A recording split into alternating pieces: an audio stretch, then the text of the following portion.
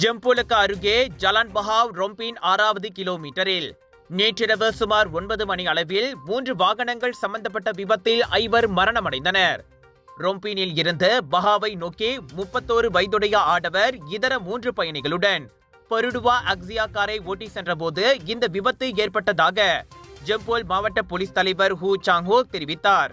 சம்பவம் நடந்த இடத்தில் டொயோட்டா மார்க் எக்ஸ் காரை ஓட்டி சென்ற 51 வயதுடைய ஆடவர் எதிரே உள்ள சாலையில் நுழைந்ததில் பருடுவா அக்ஸியாவுடன் மோதி சுழன்றது. அப்போது 43 வயதுடைய ஆடவர் ஓட்டி வந்த ஃபோர்ட் ரேஞ்சர் 4 சக்கர வாகனம் பருடுவா அக்ஸியாவின் பின்னால் மோதியது. அந்த விபத்தில் பருடுவா அக்ஸியா ஓட்டுநரும் அதிலிருந்த 18 மற்றும் 19 வயதுடைய 2 பயணிகளும் மற்றும் தலை மற்றும் காலில் காயத்திற்குள்ளான டொயோட்டா மார்க் எக்ஸ் ஓட்டுநரும் விபத்து நிகழ்ந்த இடத்திலேயே உயிரிழந்தனர். பருடுவா அக்ஸியா காரில் அமர்ந்திருந்த 16 வயது பயணி ஒருவர் கோலப்பிலா மருத்துவமனையில் சிகிச்சை பெற்றபோது இறந்ததாக ஹூ சாங்ஹோ தெரிவித்தார். இந்த விபத்தில் ஃபோர்ட் ரேஞ்சர் வாகனத்தின் ஓட்டுநர் காயமடையவில்லை.